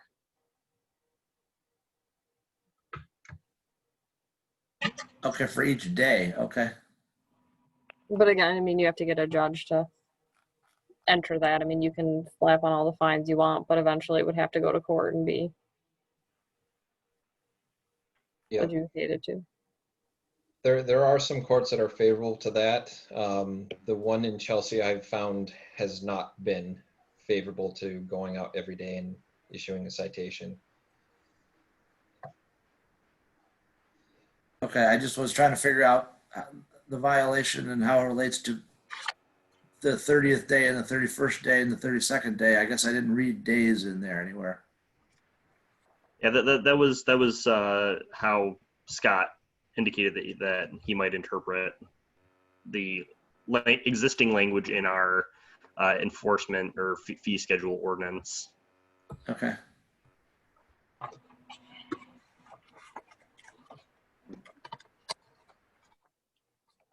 Okay, so Michelle, you have your hand up, I see, and then Donna. Yeah, we can also unmute Mike for a moment, being that he's been doing the enforcements for a while now. But if I recall correctly, in order for the fines to accumulate after that first one, a citation usually has to be issued. I know what you're saying, Zach. I'm just bringing up with what our attorney in this area has said before. And Mike, if I've misunderstood that, please correct me.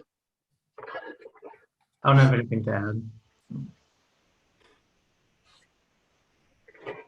So am I also reading then that they would pay for the inspection? Yes. Yeah, my thought was like a hourly rate. Where do I see that in here? I don't think it's actually in the ordinance. Be in the fee schedule. It would be in the fee schedule. Does this need to reference that though, at all? I mean, I guess I'm asking. I mean, should this ordinance? Yeah. So explain that the cost of the inspection is on the property owner. So section 9. Section 9, yeah. Fees. City council shall set by resolution fees to be assessed for registration, inspection, and certification. If property owner fails to pay any fines or fees by this ordinance. There we go. Okay. But my thought with an hourly rate or the actual, time that it takes to conduct an inspection, again, you're rewarding good property owners if an inspection doesn't take all that long, right, and punishing those who it takes forever because they have multiple issues. So is it appropriate to request to see a draft of that schedule of fees and that type of thing, even if we don't have an exact number, just to see how it's written and what it says? Well, we would have to figure out how we're going to handle the inspection. Like if we're getting a private company, we'd probably have to go out to bid to figure out what those fees would be. Well, I know. I just want to see what the numbers or how the schedule would lay out, Courtney, I guess, in terms of registration, inspection. I don't know. I know you don't have the numbers. I guess I just curious to. I don't know what the next step in is this. I mean, then is it? Well, the next step I think would be everything coming back to council for a public hearing to be set for probably the first or second meeting in November. Okay, but I mean, can we show the schedule of fees at that time? Even With if, just I mean, blanks for the fees. yeah, Yeah. so that, so people can at least comment on it and it's clear what the costs would be? You know, or what the different areas of cost or topics of potential cost? Well, we don't know what the fees are, do we? Right, that would just be blank. So it would just say registration fee X. Yeah, no, I just think it helps Inspection fee reinforce, Scott, hourly. that Now, the I don't know work. if people will do it hourly. You know, that might be something that maybe the company we hire says, no, we won't do it hourly. You know, I don't know that yet.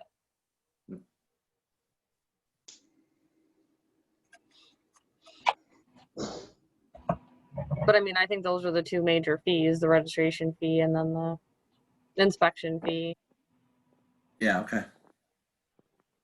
We weren't looking to make it, you know, we really just want to cover our costs.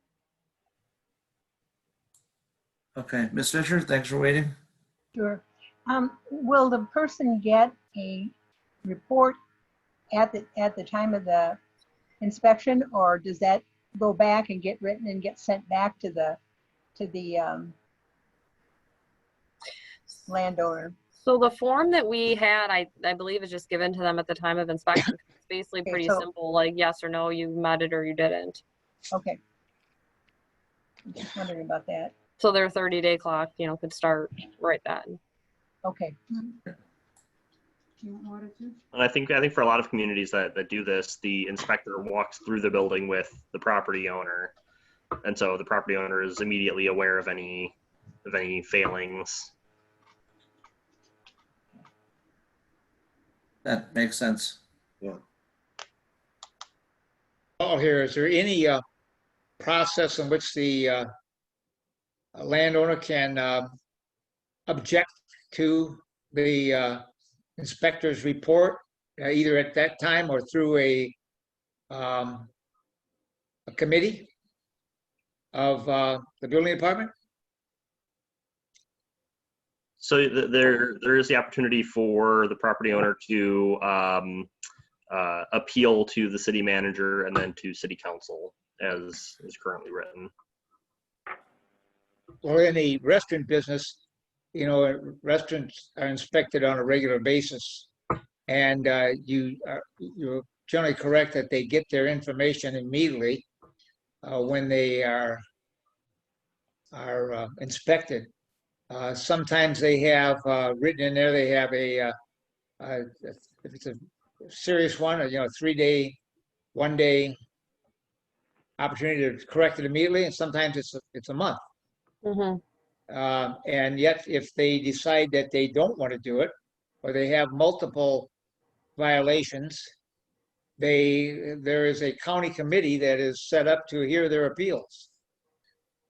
And it's made up of restaurant owners, two generally from the county, the head of the department of the restaurant associate, or the restaurant, the health department, and 1 or 2 other people, I forget. I think there were 5 on the board when I served on it. So the person does have an appeal process. It's not this is it and you have to do this if I don't agree with that. And I'll give you a classic example. When you are inspected, originally when you open your business, you have to go through a very rigorous inspection of all the items there. And then there are times when the inspector will walk in and he'll find something that wasn't originally caught, as your word may use, okay, that this is a violation. And they're gigged on it right away. And that report is published in the paper many times, or it's certainly public knowledge. And, you know, some of us then, when that happened on a regular basis, we formed a committee of the Restaurant Association to try to, our owners, to try to instill that wasn't fair, and we appealed to the health department. they listen to us. You know, it's unfair that if there's something there that was not caught, you should not be gigged immediately, and you should have an opportunity to fix it if you felt you could. It wasn't your fault. It was their fault. They missed it the first time or second time, or could be years afterwards. In the case with me, it was four years afterwards. And that's my question. Does the owner have an appeal process other to the city, which I think I would know what the answer would be? Almost immediately, they'd follow right through and say, yes, yes, yes, yes, and you're denied. But I don't know how else you can. I guess my question is there a county process that you can do that?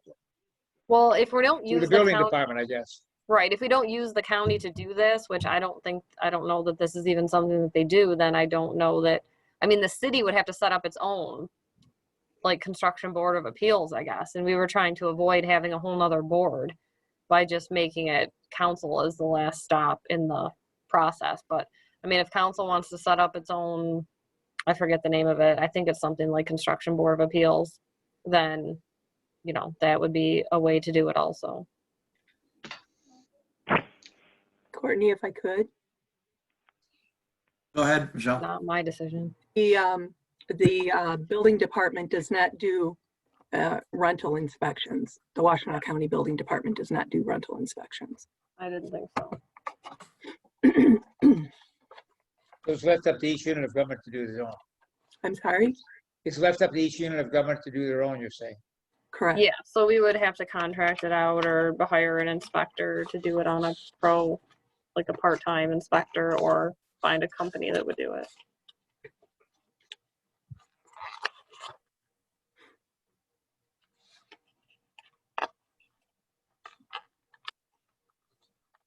Okay, so where does council want to go with this? Do we want to set a public hearing and get some input? I think that makes sense. We'll bring it back and propose a date, like I said, probably the first or second meeting in November.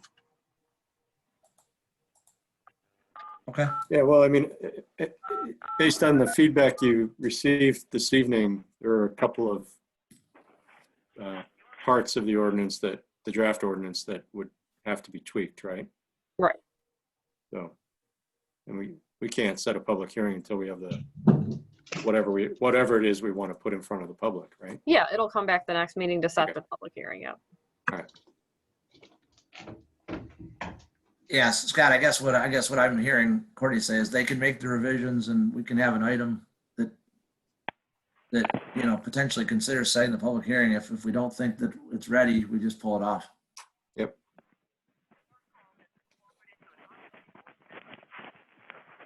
Okay, to move on to new business L4, discussion of Halloween. Courtney, you want to lead off again, please? Well, we're putting out a newsletter, which can hopefully go to the printer tomorrow. And we have gotten a couple of phone calls from residents asking about what guidance the city is going to provide on Halloween. The CDC put out some guidance last week also, which is included in the packet. So we put together some thoughts on some things. I mean, the city doesn't really, you know, monitor or condone or, you know, sponsor Halloween. It's a national event. We usually set guideline hours, but, you know, we don't enforce them. So we just weren't sure what council was comfortable doing as far as providing guidance on Halloween. Scott, you have your hand up first. Yeah, my first reaction when I read the memo in the packet was I was taken aback a bit at the thought of the city recommending practices to protect public health. I mean, I don't think any of us are qualified to tell people what they should or shouldn't do, except as a direct quote of the CDC or some other expert. So I guess whatever you want to do is, I think should be presented as, well, you know, we're not going to tell you what to do, but here's what the CDC says. I mean, people are going to make their own decisions. We certainly don't have the power to stop people from trick or treating, right? Yeah, I guess where it comes from, or Scott, where it always starts is, we offer suggested hours. So is that all we want to do, is offer the suggested hours? I was thinking that absent anything else, and I agree with you. I think referring to the CDC is good, but I think that we probably need to make an effort to make sure that people know what those guidelines are. Yeah, I agree with that. And as far as the hours go, I think if you offer suggested hours, that's an implicit Right. approval of trick or treating. Right. Which we typically do, right? Right. So I was just thinking that rather than just the implicit approval, that it made sense to point out those guidelines and to just be open about, get out in front of the discussion on it. Mhm. People aren't wondering. That was my thought. Zach has his hand up. Yep, I got it. I just was finishing my thought. Go ahead, Zach. And then we'll go to Alex and Donna. I think it's definitely something we ought to allow to continue. I know we haven't sponsored it or not do it, but public health emergency communities could say no trick or treating, but that would be horrible. The kids have already lost a whole bunch of the things that they normally get to do. I think it's appropriate for us to promulgate the CDC suggestions or guidance, whatever they call it. I'd also be in favor of having longer hours so that there's less crowding potential, because folks aren't going to be rushing as much here to there. And yeah, that's my couple of pennies worth. Okay, Alex, I see you have your hand up. Yeah, I agree with what Mr. Michelle said. I think that the extended hours makes a lot of sense.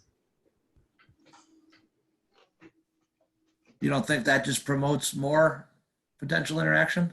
Well, I think the issue here is that if we're going to say it's okay to do it, then it makes more sense to extend the hours. However, if we're not going to condone it, we could make the recommended hours no hours. Yeah, okay.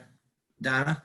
Yeah, one of my concerns is the idea of knocking on doors and getting up and the exchange between the kids and the grown-ups. And some people just don't want anything to do with it. And I can't remember if I was talking with you, Sean, maybe, about the idea of putting a table out. And the person who wanted to, if you want to pass candy, set up your table and your chair and have the kids, help themselves to whatever you've laid out, that kind of thing. And if you want to participate. If you don't turn on your porch light if you don't want to go to the door and if that's of concern to you. And thereby, I think we're giving choice to the adults and giving choice to the kids. And I don't think lengthening the hours necessarily will accomplish anything. I think that, they're going to be outside anyway, and they're going to be in their bubble or their group that they're familiar with. And so they just don't need to crowd up on each other. But I don't think extending hours is going to keep them from doing that. When they can take off and go in my neighborhood, they would go a little early while it's still daylight. So that's my thought. Okay, thanks, Donna. Mm-hmm. Bella? Yeah, so I agree with Mr. Michelle's and Mrs. Fisher. I think if interaction is a problem, putting out a table with candy and like incrementally putting out candy throughout the day would help with less interaction. And I think lengthening of the hours would help because I feel like younger kids, especially that go with like parents, would rather be out earlier than later. And I think like more adultish or older kids would go out later. So I think it would give them more time for people to participate. And I think that leaving it up to the community or like the area that is hosting, what's it called, the subdivision, I think leaving it up to them to find out whether they want to do Halloween is a good idea, because then you're not like dictating like a whole like city not to do it, but rather you're giving everyone some choice so they can decide whether they want to or not. Thank you. Mr. Smith? Yes, as far as the time, if we extend it at all, I would extend the early part of the time. I would not extend it later.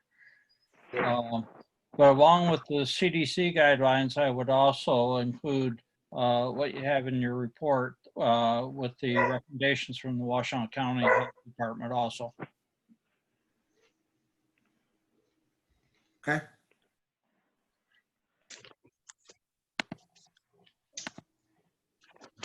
Well, for what it's worth, when we had the restaurant, we were never home during Halloween, it seemed like.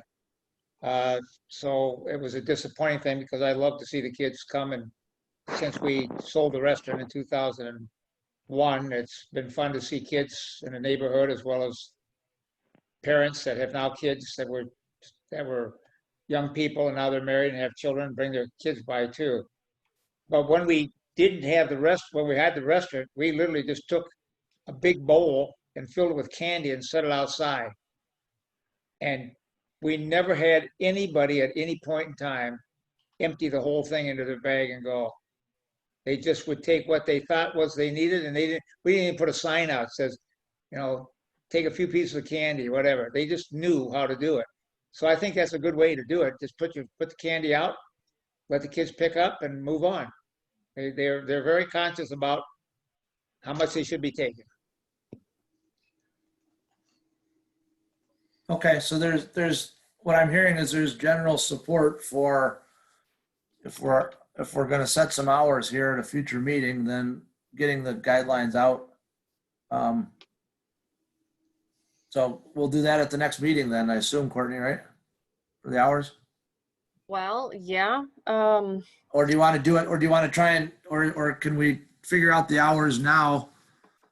I mean, it just depends on what you want to put in the newsletter. So, I mean, I can just cut and paste the Halloween CDC guidance in there and not make a city comment about it. I mean, we could just say we're not setting hours because we're not really condoning it. But if you do it, here's the rules you should follow. I mean, that's another way to do it too. A question I had, and I don't know, does the businesses downtown still hand out candy like they used to? I don't know if they do it anymore. They've done it in past years, but I have no idea about this year. I haven't heard anything. There used to be a lot of kids downtown. Right. Yeah, A lot one of year it kids. was, yeah, I think 2 years ago it was chaos all day. Jim, I see your hand, and then Michelle. Yeah, I'd like to make a motion that we go ahead and set the hours from 5:30 to 7:30. Okay, motion by Smith. Is there support? I'll support. Second by Donna. Thank you, Ms. Fisher. I'd like to make an amendment to that motion that is from 5 to 7. It's lighter, and it's an opportunity for kids to be out in more daylight rather than dark. Jim, Donna, are you okay with 5 to 7? I'm fine. Yep. Okay, great. So the Thank you. motion now is, no, good suggestion, Paul. Motion is 5 to 7. Michelle, I see your hand, and then Scott. Let me go to Scott first. Scott? Yeah, my only comment is if we're going to publish hours, that every time we publish those hours, they be accompanied by a link or a citation to the CDC and Health Department guidelines and a statement that the health authorities have determined that it's not a safe activity. I don't want anyone to walk away saying, well, the city says it's okay, so let's do it. Well, right. I mean, the door-to-door is definitely a high-risk activity. The setting a table at the end of the driveway was medium risk, so. Right. Well, and then there was in the newsletter, the guy that had the candy chute, right? The 10-foot long pipe that he was just going to shoot the candy down. Yeah. So, I mean, there's a lot of different ways to do it, but the door-to-door trick-or-treating is, I think we just need to make it clear that That's the message, Scott, we're trying to get out there. I mean, when Courtney and I first started talking about this, the CDC hadn't even issued anything, and it just it mirrors what we were talking about, which is, everything we've been doing this year has been trying to prevent groups from being in groups and going, close to those that don't want to be close to whatever. So the goal of the discussion was to get out in front of it, and I think we're getting there. Yeah. And I personally don't care what the hours are. So whatever everyone agrees on is fine with me. Okay. Thanks for waiting, Michelle. You're up, please. I can't remember who it was that asked if the businesses still do the trick or treating.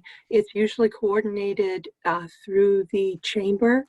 So that's something we can find out about. I presume your hours wouldn't limit the businesses to do that if they wanted to coordinate something with the chamber, correct? No, they've done that in the past. This is more the door-to-door homeowner stuff. Okay, thank you.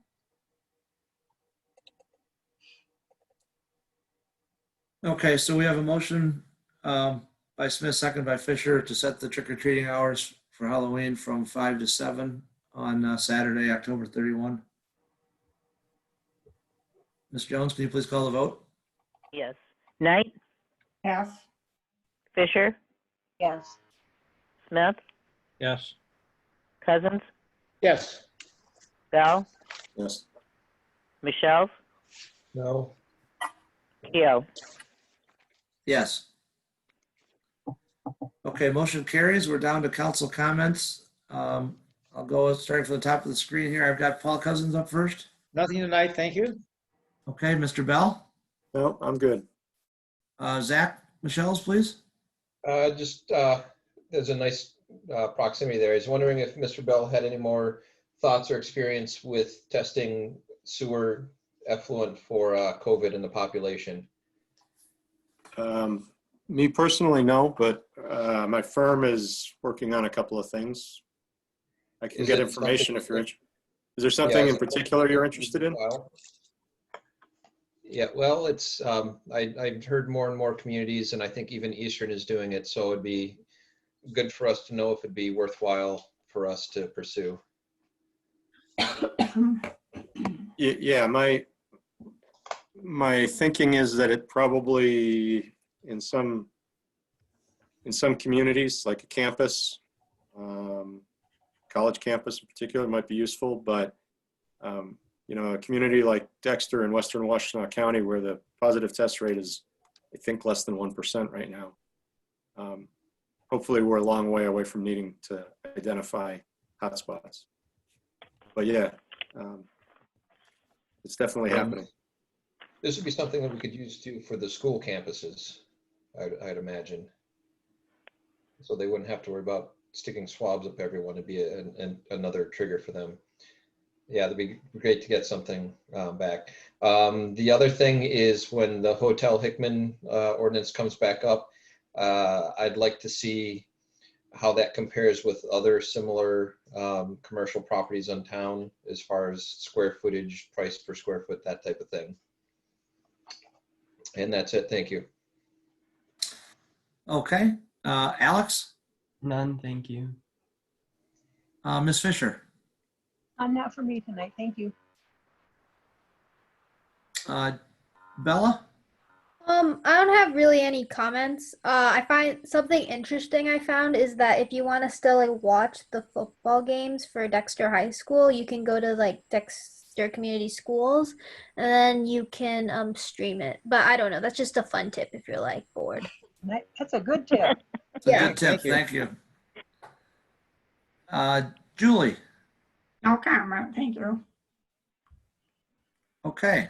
We are back around to non-arranged participation, or did I forget Mr. Smith? Mr. Smith? Good. Jim, anything? Nope. Okay. Item N on the agenda is non-arranged participation. Michelle, looks like you have your hand up. Yes, please. There's two updates that I forgot to mention, so I'll make them really quick. Unfortunately, Ruby's Makery has closed. We noticed when we came in this morning that the signs are gone and the unit is vacant. Excuse me.